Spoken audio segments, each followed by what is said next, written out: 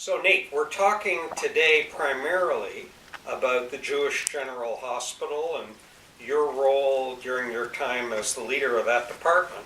But in order to get us to that point in the late 1950s, we've got to go back a little bit further because you grew up in New Waterford at a time when not a lot of people who were growing up in New Waterford were ending up as physicians or psychiatrists. So maybe we can just start with your experience of growing up in New Waterford and when you decided or even contemplated going into medicine and how.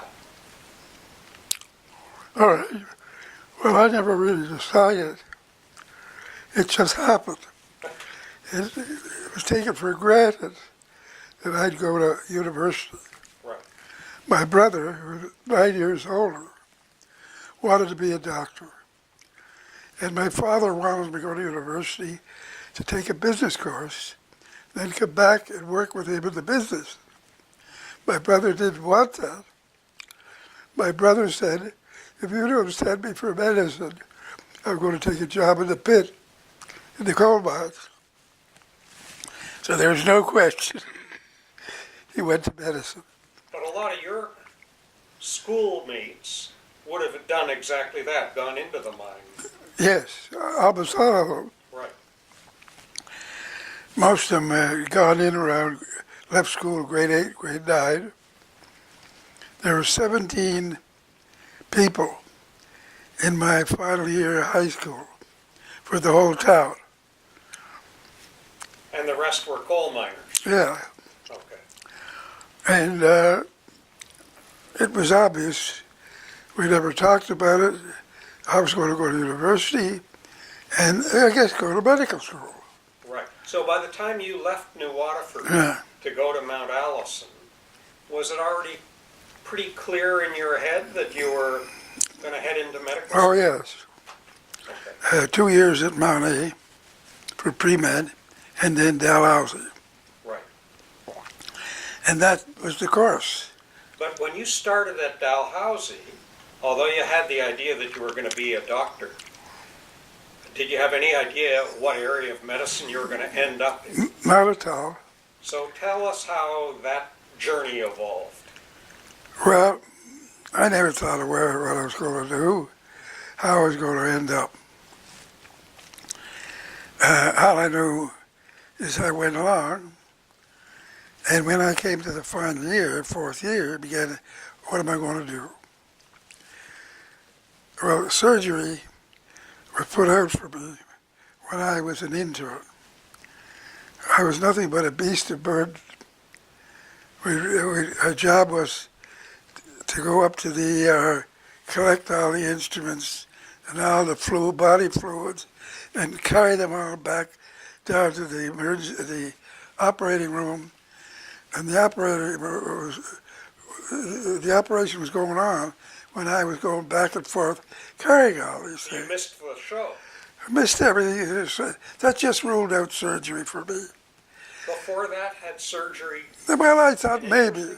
I didn't think I was that good with my hands, but it was a possibility. But it just so turned me off that I just ruled it out. Right. I never left the hospital for 6 weeks, the time that I spent my intern year in surgery. We used to have to do the physicals, we used to have to do the urinalysis, the blood counts, and everything, because the hospitals didn't have labs doing these things for you. And this was in Halifax? In Halifax at the Victoria General Hospital. So we used to have to do all those things. And so you were going from early morning to late at night doing scut work. So this happened, and I decided, well, where am I going to go now after I finish this? And Vevey, my brother-in-law, Vevey Leith, we were quite close.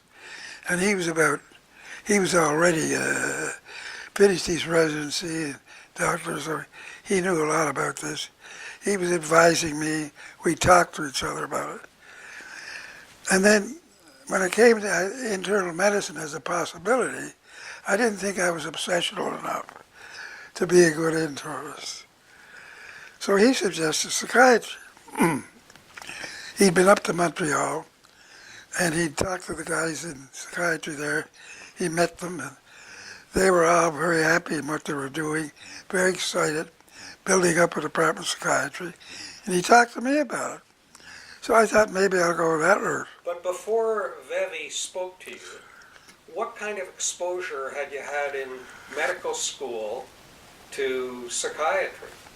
We had one professor, Bob Jones, and, I enjoyed it, but there wasn't much to it. We didn't spend much time on it. Right. And at that time, I didn't think I was going to go into psychiatry. That's my only contact.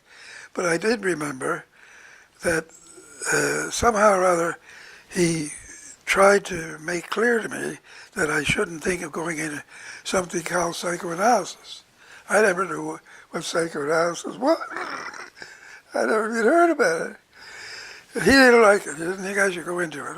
It didn't make any difference to me. I didn't know what he was talking about. Anyway, so I decided I'd go up to Montreal and have a look at it. And I did. And I met the people there. All seemed nice and friendly and nice. I thought, okay. This had been at the Allen? At the Allen Memorial. Right. And that would have been what year? That must have been 1947, 48. 47, 48. And I thought, okay, I'll go to psychiatry. And I met the chairman, Dr. Cameron, very briefly. And the next thing I knew, I was back on my intern year in Halifax. Right. And one day I get a phone call. Somebody said he's Dr. So-and-so. I never heard the name before, whatever it was. I didn't make out the name. And he said, I got to see you. I said, what about? And I thought it was my buddies from Cape Breton calling me up and fooling around with me. And I said, quit bullshitting me. And he said, no. I kept this up. And he wanted to see me and I go there. And I hung up on him. And he called me twice. He went through this whole thing. And I handled it the same way. And then Bob Jones came in, the professor of psychiatry, and he said, Nate, what the hell are you doing?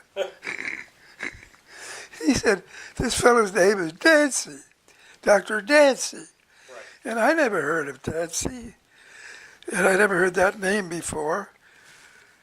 He said, no, Dr. Cameron told him to talk to me, to meet me and finalize the arrangements. So I realized I may have screwed myself. Because, I didn't know that. But anyway, fortunately, he handled it all right. And I was on my way to psychiatry. And in July of 48, I started my residency at the Allen Memorial in psychiatry. Right. And I enjoyed it and liked it very much. And when I started my second year, the chairman, Dr. Cameron, appointed me the head resident. And, I realized there's something to this, because I was over guys who were 3 years ahead of me. And, and I thought, well, that's the way it is. And I enjoyed it. I had a good time. And towards the end of my second year, when I was the head resident, I began to think, what am I going to do after this? And I realized what I did need, I needed more experience and training in psychotherapy. So in those days, Yeah. at the Allen, what was available in terms of psychotherapy training? Just the people who were there, the people on staff. Right. And I realized that I had gotten everything I could from them. That, I couldn't get any more if I stayed there. and I had to go someplace else. But in those days, the only place you can go for training in psychotherapy was in psychoanalytic institutes. Right. I mean, within a couple of years, that was no longer so. You could get from anybody who would train you, but that wasn't so at that time. You had to go to Analytic Institute.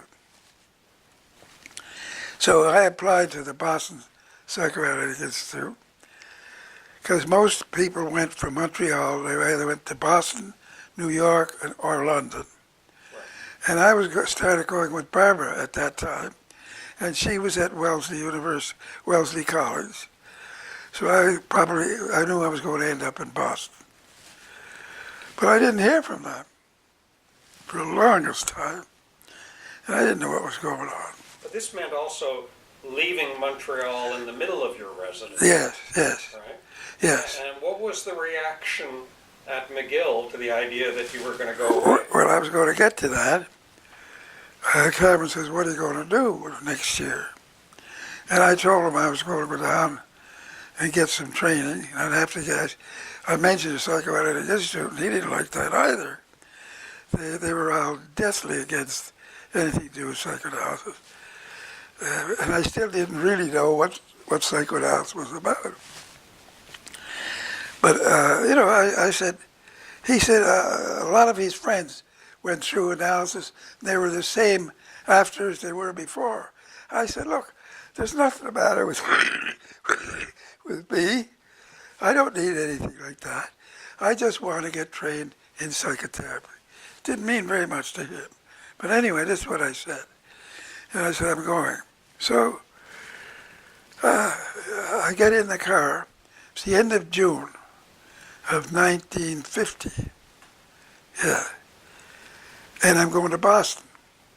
I got accepted at the Boston State Hospital because the Boston State Hospital had a reputation for being very advanced in psychotherapy of psychosis. And they were doing a lot of that, and it had a reputation. So that's where I was going. So I was driving down in the car, and the Korean War broke out. It was on the radio. I said, holy Jesus, this is World War III. I said, do I go back to Montreal, join the Canadian Army, or go to Boston, join the American Army? And I said, well, I'm on the way, I'll go to Boston. By the time I get to Boston, it wasn't World War III. However, all the doctors had to register. I'm there about 2 or 3 days. I get a phone call from Dr. Cameron. He said, I hear they're registering all the docs. I said, yes. He said, I think you should come back to Montreal. And he offered me the following. He offered me an appointment as assistant professor, and I'd only had the 2 years before in training. I wasn't finished my training yet. Offered me assistant professor, $5,000 a year, and I'd been only making $25 a month. And Big raise. big. And he offered me a research project. I said, well, will you give me some time to think about it? He said, all right. So I thought about it, and I realized if I went back to Montreal, I'd be a professor in everybody's eyes but my own, because I didn't know enough. So he called me the next day, and I said, I'm sorry, I'm going to have to turn you down. He didn't talk to me after that. I bump into him at meetings. He turned his back on me. Never said a word. And Up to that point. Yeah. Because, Cameron is a name that is legend for most people. For some people, a bad legend. For some people, a good legend. Oh, yeah. But nobody alive now really knew him. And so can you talk about what he was like and what your relationship was like? Well, my relationship was as I described. Yeah. I didn't know him at all. He'd be my boss, but we didn't talk very much. He was around and I was around. And I knew by his appointing me the chief resident, I knew he thought pretty highly of me. Right. But that was it, no more than that. Okay. Everybody else was afraid of him. All the other residents were there out bitching about him, etc. I had nothing against him. Did you feel afraid of him? No. There was nothing to be afraid of. He's pleasant enough. He was very distant, so that's it. So you stayed in Boston. I stayed in Boston. No, I stayed in Boston 1 year. And I didn't like it there at all. The Boston State Hospital turned out to be a very unpleasant place for me. The head guy there was a fellow by the name of Alvin Semrad, and he was the clinical director of the hospital.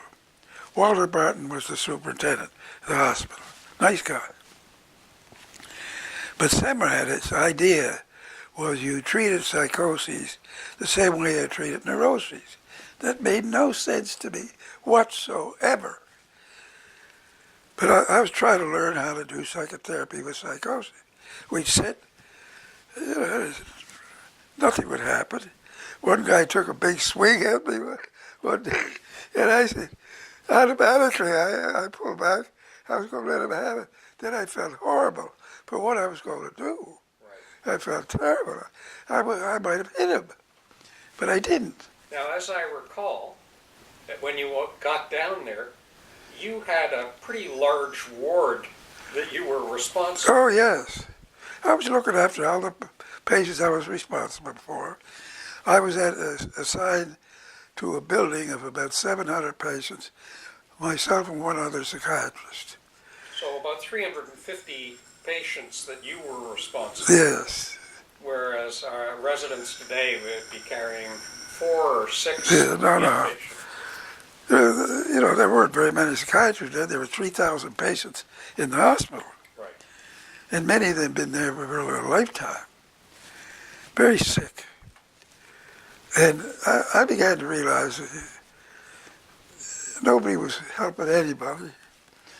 Everybody thought, I'd ask around, I was very curious as to what was happening. So I'd be trying to follow other people's patients.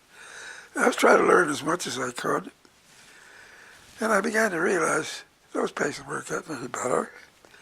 The only people who really knew the patients were the aides. The aides were working there all the time, and they knew the patients every day. Right. And I'd ask the aides how the patients were. Nothing, they're not getting anywhere else. But the psychiatrists thought they were all doing well. Good. And every time there'd be a change, if the psychiatrist would leave and another one take over next year, they'd start from scratch. And they were just the same as they were the year before. And of course, this is in the era prior to any antipsychotic medication. That's right. So these people were not being medicated. Nothing. And they had basically unmedicated psychosis. Yes. And, when I'd be sitting in the lectures with Semrad, I would disagree with him frequently. And, one day I told him, I said, look, you don't see any psychotics. You're talking about them all the time. Because I got to know his secretary very well, and I saw how his office worked. And, he didn't see anybody very much. There was one guy he saw at noon. Businessman from downtown would come up. And I told him, I said, you don't treat psychotics. He said, I do. I said, you mean that guy that comes in at noon? He said, yes. I said, he's no more psychotic than I am. So I did this. I tried to do it as politely as possible, but this is what I felt. So anyway, the next thing I know, I was getting about $2,000 a year for what I was there. And then there's an opening came for $5,000 a year, and I was supposed to get it because I was the senior guy in this group of 3 people in this level. And one of the other guys got it who had just started about 3 months before. And he was a nice guy, but he didn't know a hell of a lot.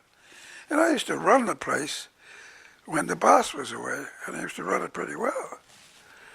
So I was pretty well pissed off about not getting the job. So I went to see him, went to see Semrad.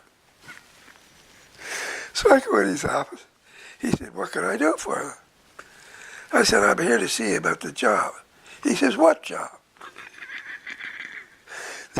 This was his style. So I said, "You know the job you gave Meinecker, Bob Meinecker." He said, "Oh, yes." He said, "I had nothing to do with it," he said. I said, "Oh, who had to do with it?" He said, "Walter Barton, who was the superintendent of the hospital." He said, "Why don't you go over and see Dr. Barton?" So I said, "I will." And I went over to see Dr. Barton. And he said, "What can I do for you?" I told him, "I was here to see you about that job. I didn't get it, and I wanted to know why.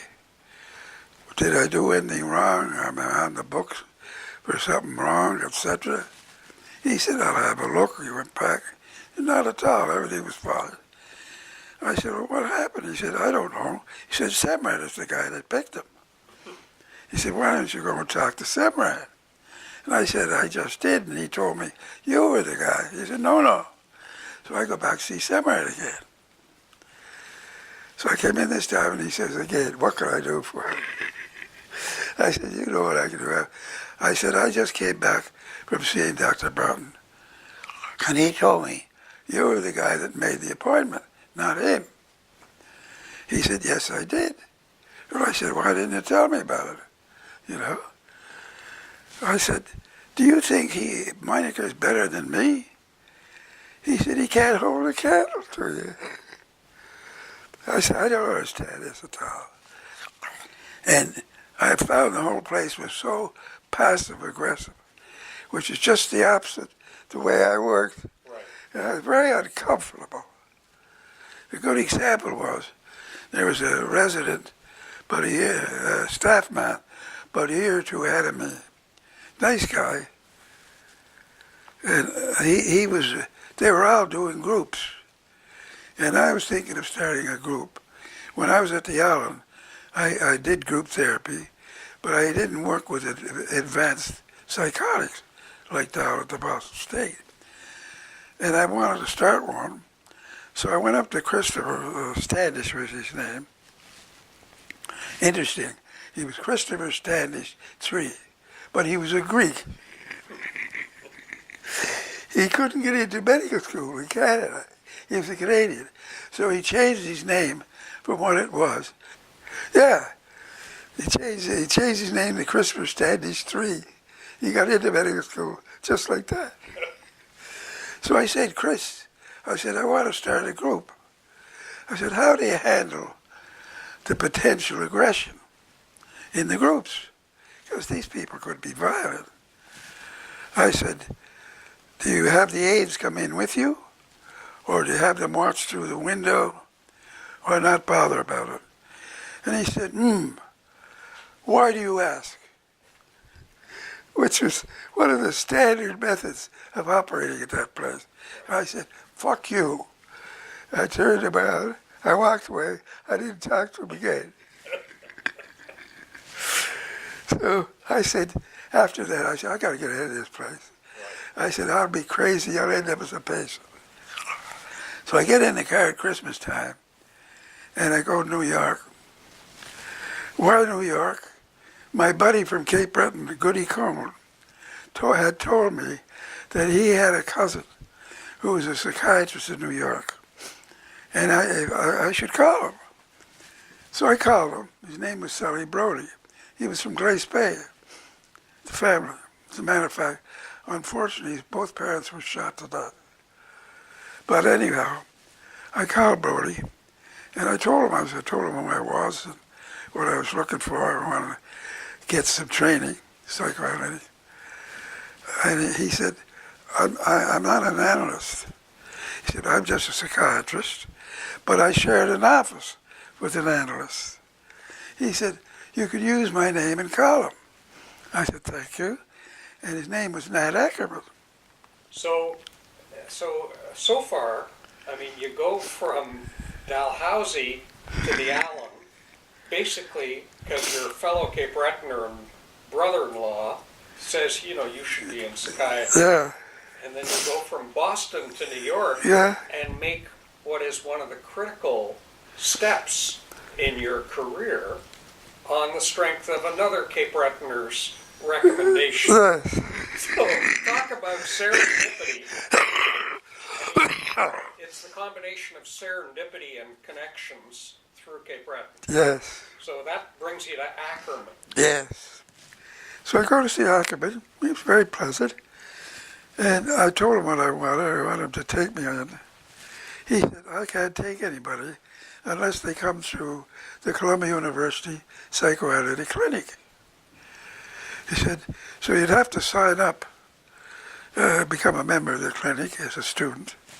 I said, look, I signed up in Boston 2 years ago, and I haven't heard from them. I don't want to go for another 2-3 years. I said, I got to go back to work.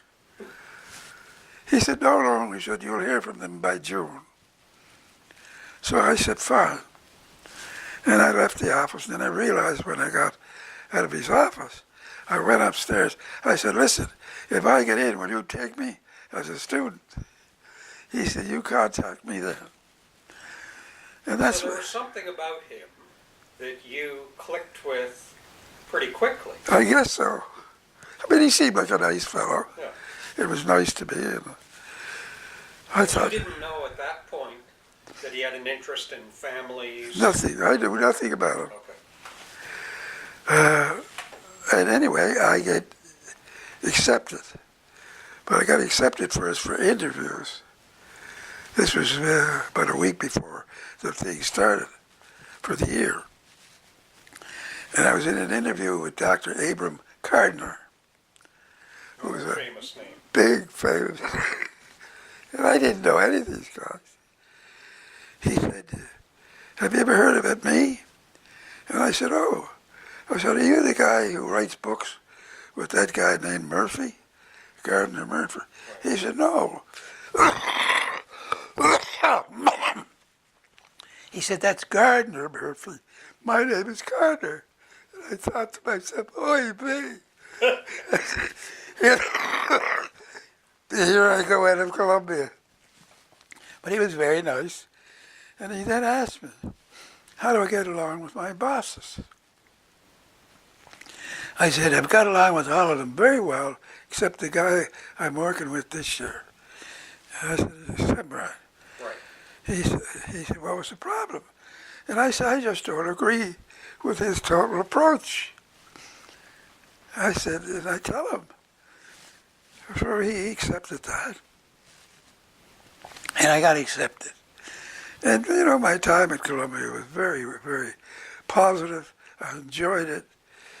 We were there for, I think, 3 years, 3 or 4 years. And Ackerman became Ackerman became my analyst. your analyst. Yeah. So I was seeing him 4 days a week. And we had the lectures, etc., 3 days a week. This went on for years. And you had quite a cast of luminaries who were teaching you Columbia Psychoanalysis. Zilberg, Yeah. Gregory Zilberg was there. No, he wasn't there. Sandorado Okay. was the chief. Gardner was there. Lionel Oversee, one of the younger guys. Well, they were all top-notch people. Right. Wonderful teachers, and I enjoyed myself. Then, coming to the end of the 4th year, which was the last year, I figured I got to go back. I'd like to go back. I didn't want to live in Manhattan and raise children there. And to raise children in Long Island or Westchester, you might as well be 1,000 miles away.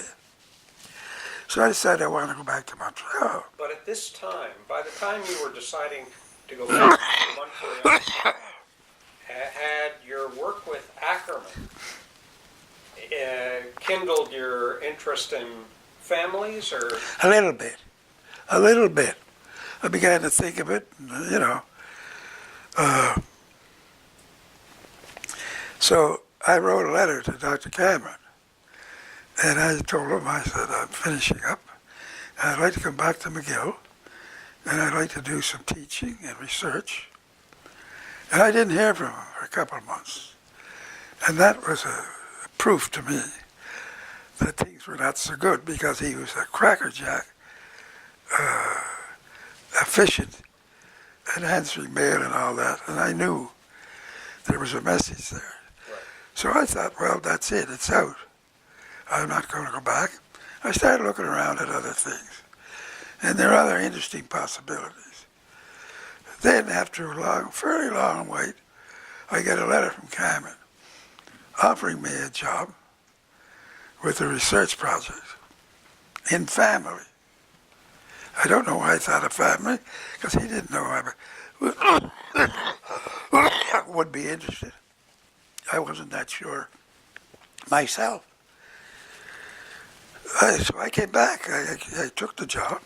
And this would have been mid to late, like 55, 56? Yeah, around that time. And I go back in the research. My colleague in research was Bill Wesley, who was the chairman of sociology at McGill. And he and I began to work together on this. I enjoyed that. I spent most of my time in sociology with Bill. I took an office at the stables at the Allen Memorial. And Cameron didn't talk to me. I came back there, never talked to me, never saw me, nothing. The message was very clear. I called myself a research associate. I never had an appointment. And I started getting along. I was seeing some patients. The research was very interesting. I was enjoying it. It was going pretty well. And were you also running a psychoanalytic practice at the time? Doing psychiatry. Yeah. Occasionally some psychoanalysis. But and I was making a nice little living. And things were going along fine. But Cameron used to, one of his right-hand men was Alistair MacLeod, who was one of the senior guys in the Allen, nice guy. I was very friendly with Alistair. And he would tell Alistair, tell Epstein to do this, tell Epstein to do that. So I would do whatever I was asked. I'd do it pretty well, and that was it. He never talked to me about any of this stuff, either before or after.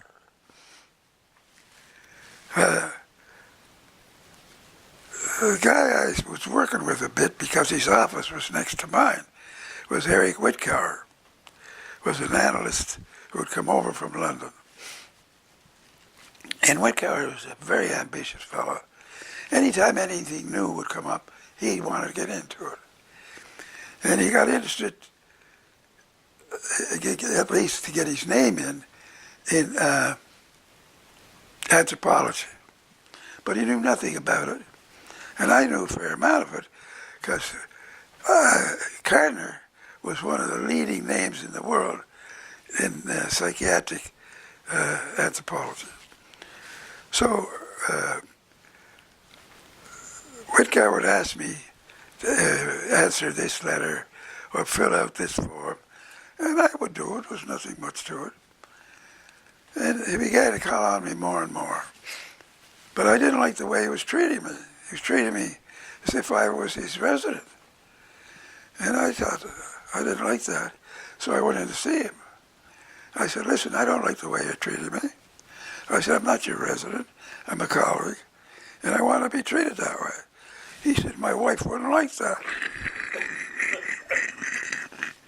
I almost fell over. I said, what the hell has your wife got to do with it? I said, well, I don't tell my wife what goes on here. Anyway, apparently he registered that, obviously.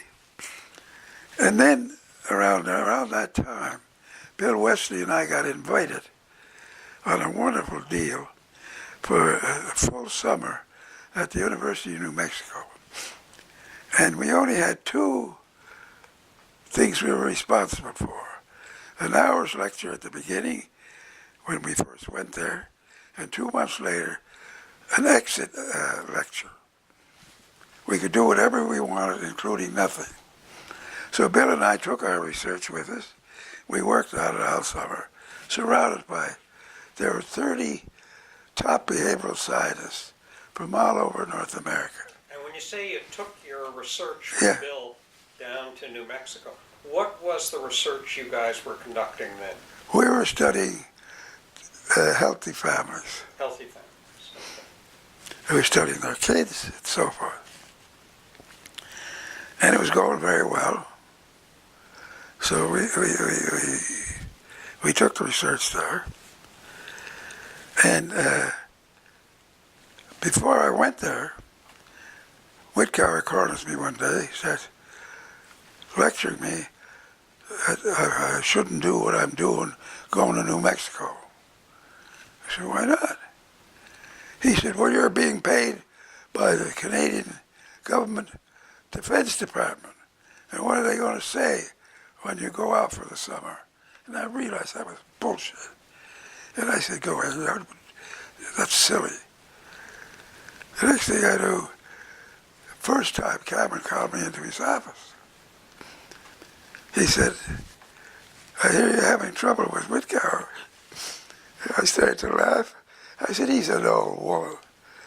I said, and I laughed. He laughed. And I walked away. That was it. And we had a wonderful summer. Went very well. I got invited to look at the senior job at the Department of Psychiatry, University of Oklahoma, because the top guy there was at the same program that I was on. I didn't like Oklahoma, so I decided I wasn't interested. But, I was traveling in pretty good company. Right. Anyway, I'm back to Montreal now, and things are going nicely. And then the message comes through Alistair MacLeod that Cameron wanted me to go to Jewish General. This is where the Jewish comes in. Right. And had you, prior to that message being relayed by Alistair MacLeod, had you ever given any thought to the Jewish General Hospital? Nothing. I knew nothing about it. I'd never been there. Wasn't part of the McGill? No, nothing at all. I mean, McGill didn't want to have anything to do with the Jewish. The Jewish had nothing to do with McGill, and vice versa. Right. And I had never gone there. It had a small department. And when he told me to go there, I didn't know why. But who asked? So I went. I went there the first day.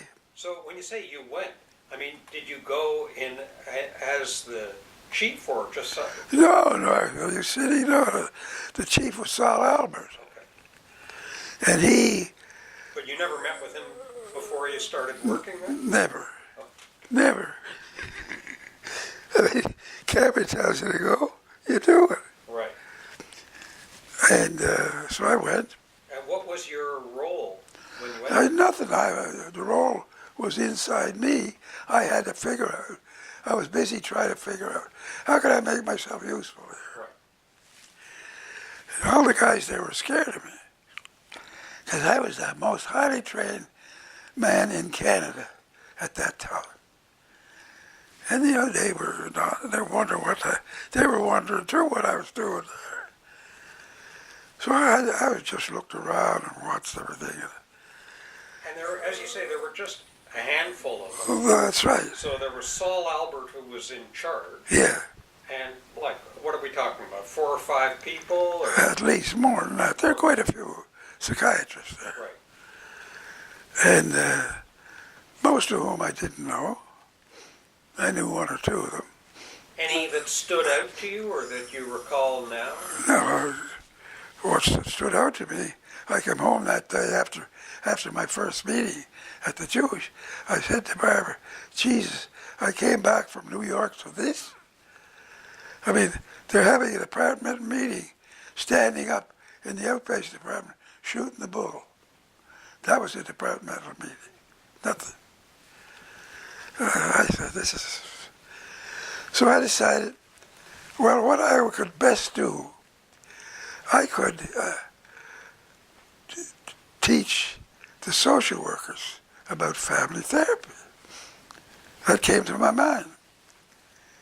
That's the first thing that came to my mind. This could put me to some use. That would be helpful.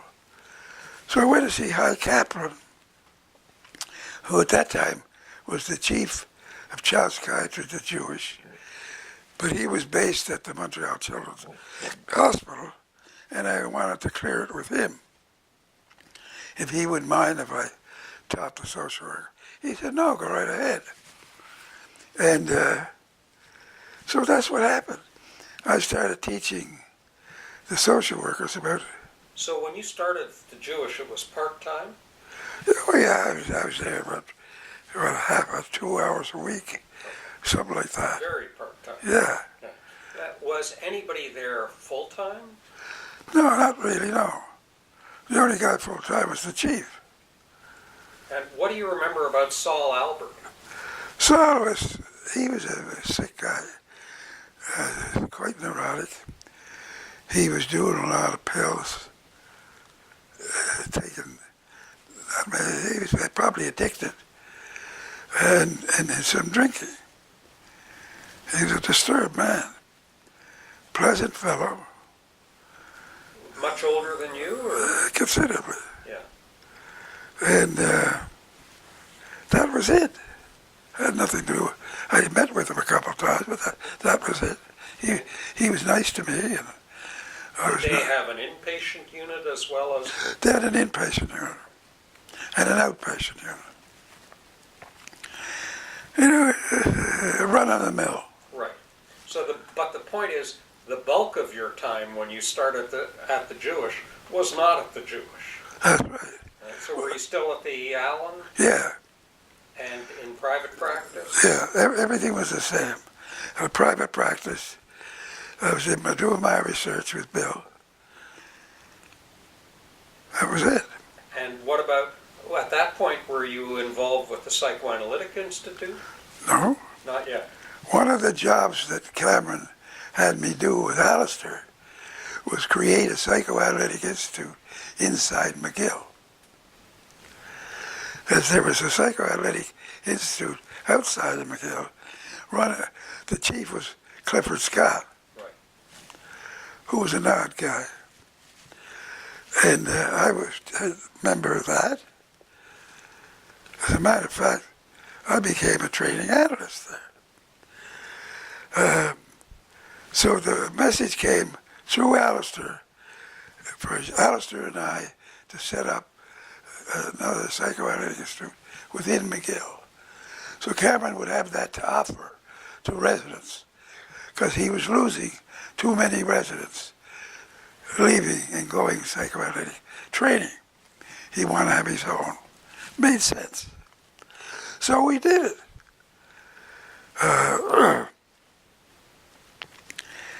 There were a man and wife, German couple, other psychiatrists there. The name just slips me at the moment. But we were friendly with them, and we brought them into the institute. And Whitcar was there, and Alistair was an analyst, myself. So it was quite a group, and we started it. So Cameron could say, "This is the McGill University Psychoanalytic Clinic Institute," and that's what we did. How long do you continue in this very part-time role in the Jewish? What comes next in the sequence? What comes next? One day I bumped into Cameron, going to lunch together, and he said, "How are things at the Jewish?" I said, "Oh, they're coming along pretty good." He said, "Keep in touch." I said, "Okay." A number of months later, quite a number of months, Saul Albert was beginning to disintegrate, more disturbed, behavior obviously more disturbed. So I bumped into Cameron again. I said, "Things are getting pretty rocky. might have to do something about it. He said, get in touch with me in a couple of weeks. So a couple of weeks, made an appointment with him. And he's in there, and I tell him, I said, he's not going to last. You're going to have to name a replacement. So then he said, who should it be? So I mentioned all of them, all the guys that were there. I mentioned Henry Kraus's name first. I knew Henry was very eager for that role, and several others. And each one I mentioned, he said no. I said, well, who? He said, you. I said to myself, oy vey. And you're about how old at this point? Well, it was around 1959. 1959. So you'd be like 35. Something like that. Yeah. So I said to myself, wait, wait. I said, if I say no to him now, I'll be in purgatory for 10 years.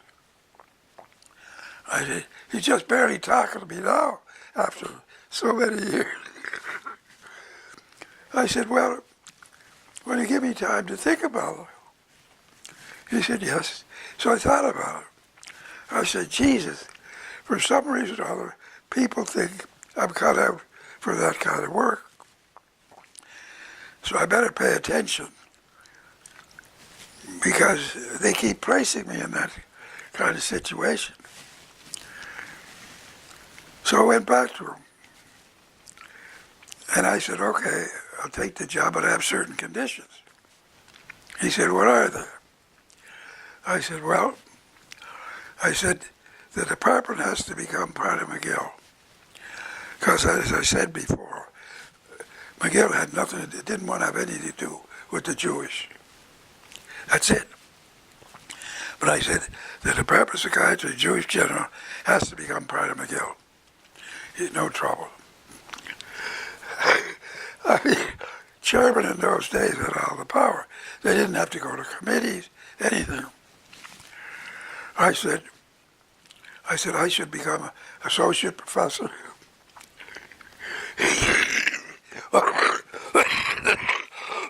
Okay. I said, we got to get McGill residents coming through here. I've had a part of the McGill program, no trouble. I can't think of what else, a few other things like that. That was it. So he met all of your conditions? Just like that. He said, don't speak to anybody. I'll speak to the hospital, and they'll take it from there. And that's how it worked. And I became chief of psychiatry at the Jewish General Hospital. Now, as chief, so this is around 1959, I guess, you were still able to do some private practice outside the hospital? Yeah. But I had an office in the hospital at this point. So you had an office outside the hospital? No, inside the hospital. Oh, inside the hospital. I was 100% inside at this point. Okay. That was my office. That's where I lived. I used to see some patients there. Right. So I restructured how things worked at the Jewish. I put guys in. At that point, everybody admitted and treated their own patients. I changed that. I said, no, I named about 3 or 4 guys to the inpatient unit, and those guys were responsible for treating the patients. And do you remember now who any of those guys were? I don't remember now, unfortunately. Okay. But you had a separate team for inpatients, Yes. a separate team for outpatients. Outpatients.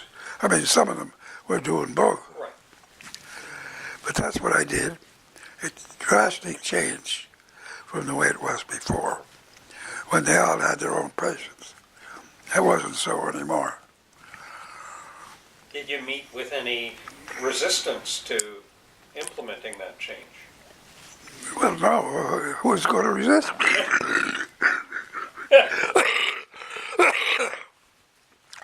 Many of them didn't like it, it was obvious. Right, But that's the way it was. right. And they realized that was the better way of doing it. And it became a crackerjack unit. The residents really began to consider that as a prize place to go for training at the Jewish General. And they started coming over. And some people started doing research. And Ron Feldman was a student there at the time. And I liked him, and he was a smart, good guy. And a few years later, he started getting interested in child psychiatry. And he started picking up some training there at McGill. I made him chief child psychiatry. Ed Levinson was also interested in it, so he worked with Ron. Was John Siegel there when John- you got there, or did he come after? He came after us. And so were you involved in bringing John No, to the Jewish? he came as a psychologist. And he started working with me in the research. Now, if I recall correctly, some of the early research that happened was looking at families and the Holocaust. Not really. That was an article that was written by Vivian. By Vivian Rackoff. I think John may have been a co-author, and they wrote an article on that. There was nobody doing research on it, Oh, okay. as I remember. Right. But the research that you were involved in at the Jewish, That I began to study families, right, and Herta Gutman came on staff, and she started working with me in that, and John Siegel, Isaac Rebner was there as a psychologist, and they all began to work with me. We started doing therapy of families and started doing research.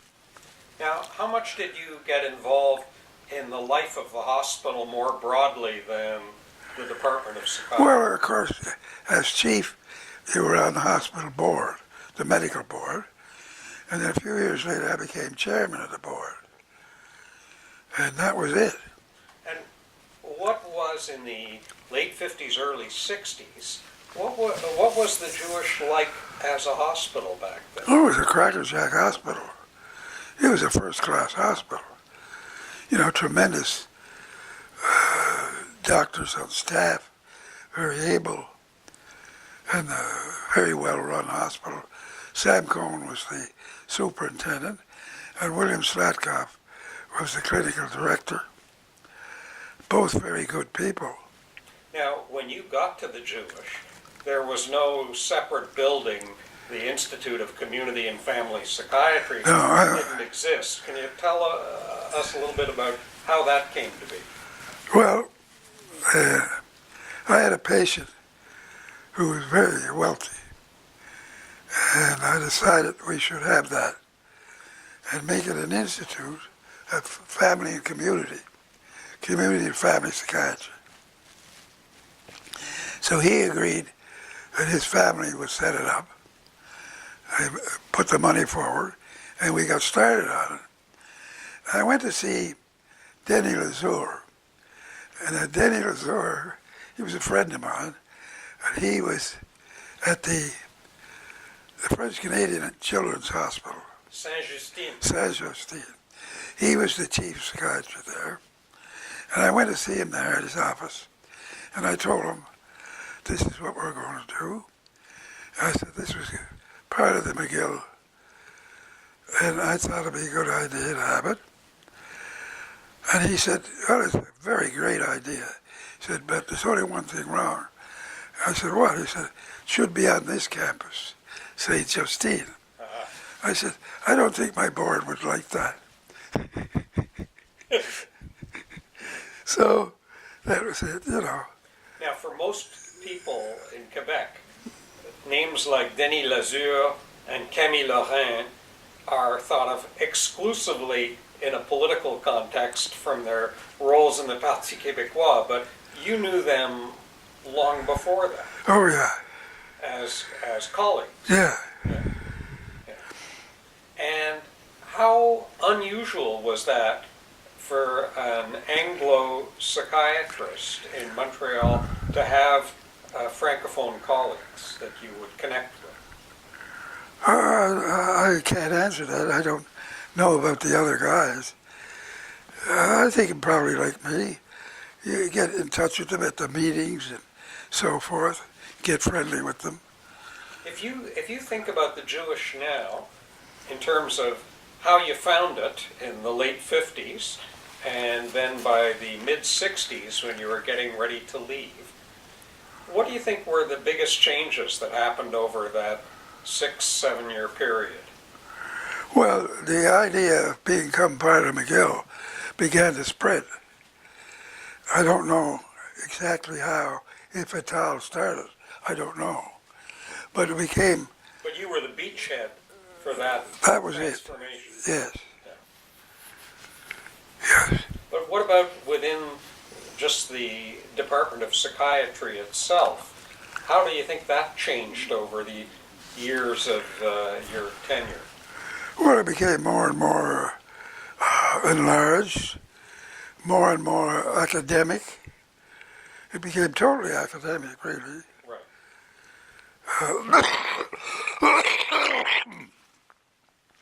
It was, as I mentioned, a choice place for training. Right. That's the changes Right. in that direction. Right. Now, some people might have decided to stay put Yeah. for their careers. When did you start to kind of get itchy or curious about the next step in your career? I didn't become interested at all. I didn't think that way. I was quite happy with what I was doing. And it never occurred to me to leave. Right.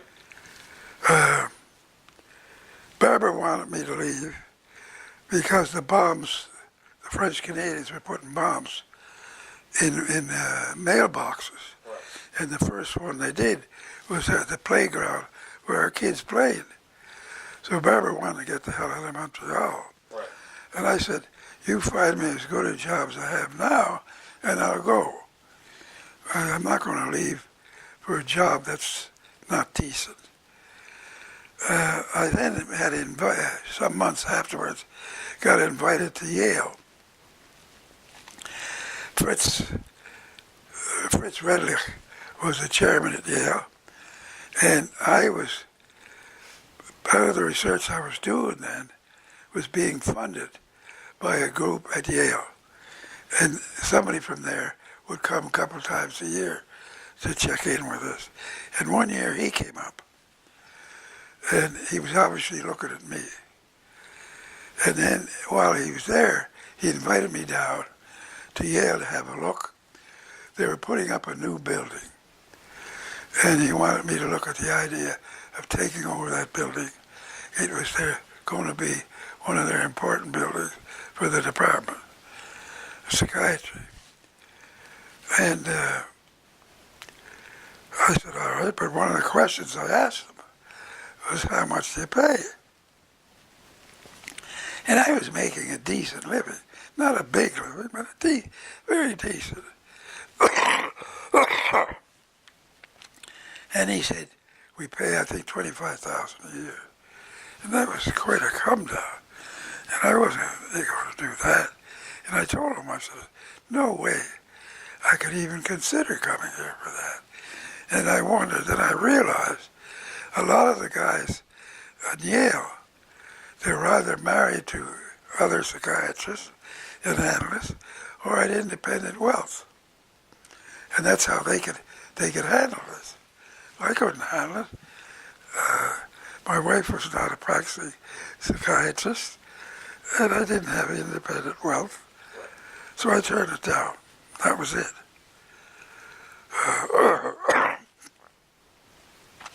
So that wasn't a possibility. And I never thought of any place else. I wasn't going to look. And then one day, I get a phone call from John Evans, who I knew. I didn't know him, but I knew he was the dean, founding dean of McMaster, with a tremendous reputation. And he wanted me to become the founding chief of psychiatry at McMaster. McMaster started a new medical school. He was recruiting people from all over the world. And I asked him, I told him how many guys I would need to bring with me. He argued with me a bit. His first suggestion was too low, much too low. And I told him what I would need to start a department. He agreed, supported me the whole way, and that's how it started. I said, You were able to take a number of people with you yes, from Montreal. They became the Montreal Mafia. That's right. McMaster. That's right. Right. After John had my first meeting with John, as a matter of fact, the day after the phone call from John, first phone call, I began to have a feeling maybe he was going to ask me for a job. So I said to Barbara, I said, how would you like to move to Hamilton? Because I said to John, I said, who the hell wants to live in Hamilton? He said, well, think of it as a big glaze bay.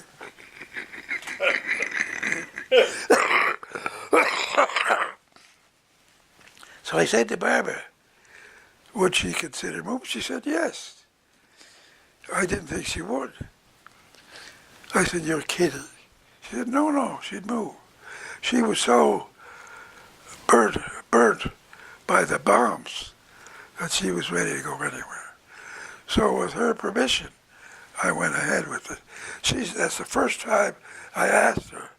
I even discussed with her any move that I was going to make. In the past, I would never ask her permission. I would just go ahead in my career. I knew she'd come along. So once you made the decision Yeah. to go to Mac, first of all, what was the reaction at the Jewish? Well, they did. I was there getting visits from the board members asking me to stay. Why am I doing it? And I said, this is a better opportunity. I said, particularly in the area of research. I said, I don't have any money here for research. I said, I'm doing one already, part of McGill, but in the hospital. Nobody's supporting it. And they said, well, we'll support you. But, it's not the same. And several members of the board,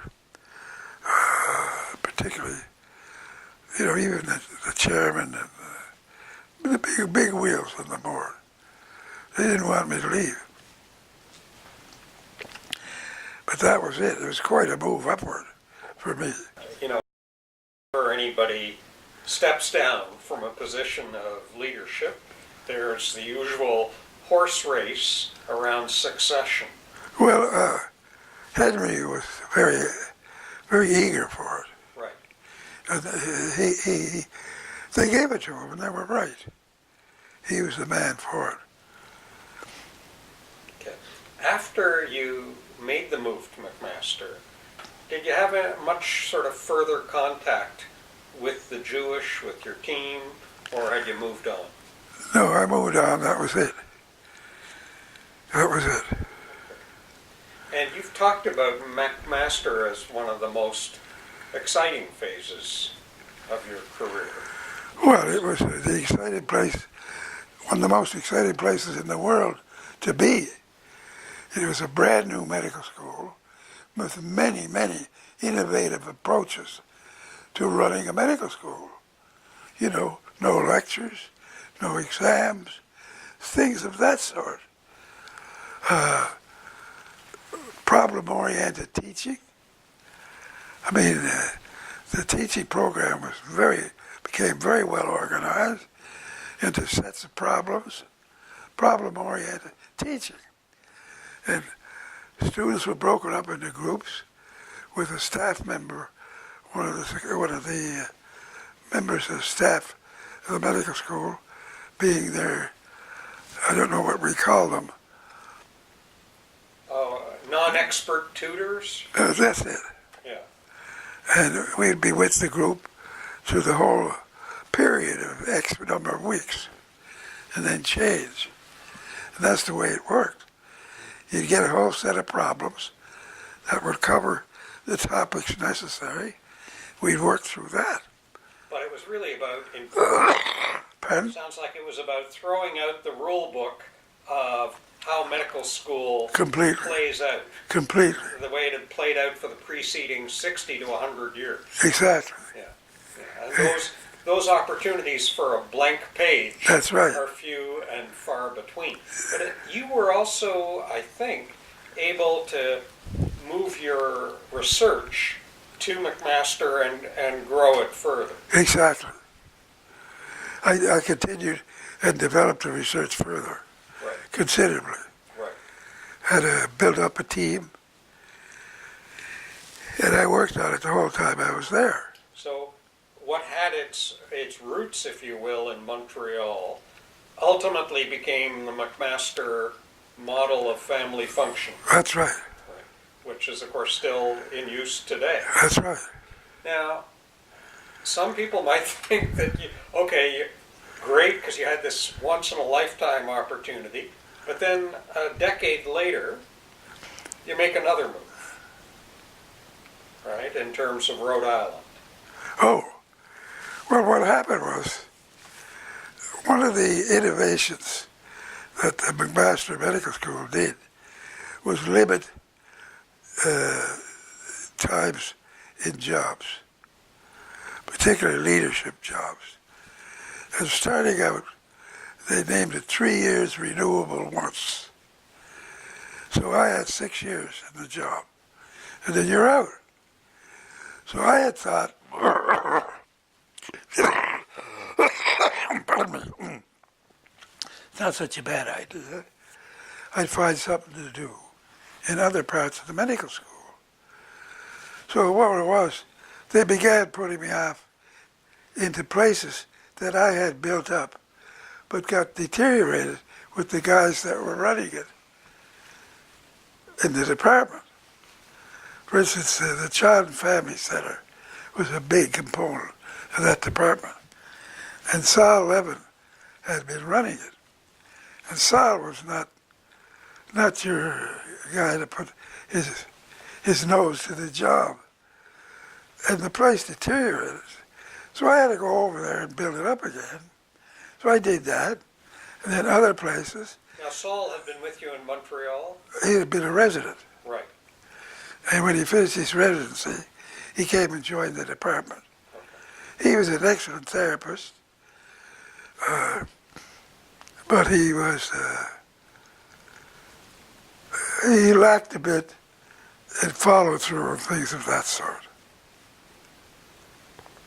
So you're doing this kind of patchwork, moving from Yeah, place to place after you step down as chair. yeah, and began to do work with other departments in certain projects, etc. And I got bored. It just didn't hold my interest. So I went and had a look at a couple of deanery jobs. I didn't like them. Didn't like the look of them. And then I got invited to a couple of assistant minister of health jobs at provinces. One was Alberta, I think, and I don't know if the other one was in Nova Scotia, somewhere. And that really put me on nothing but paper. Right. So I couldn't even face the idea. So then, what's his name came after me from from Providence. From Providence. What's his name? He was the head of pediatrics there. Oh, Leo Stern. Leo, Another McGill boy. exactly. Yes. And I knew Leo from McGill. Right. And he came after me for the job was open here to head the Butler Hospital. And I said, listen, I've been chairman twice already. Well, why do I want another one? He said, come and have a look.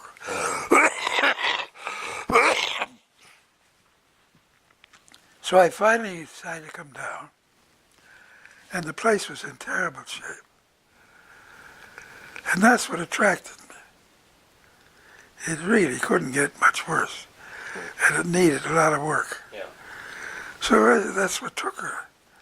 I was ready to make the move, because as I said, I was getting bored.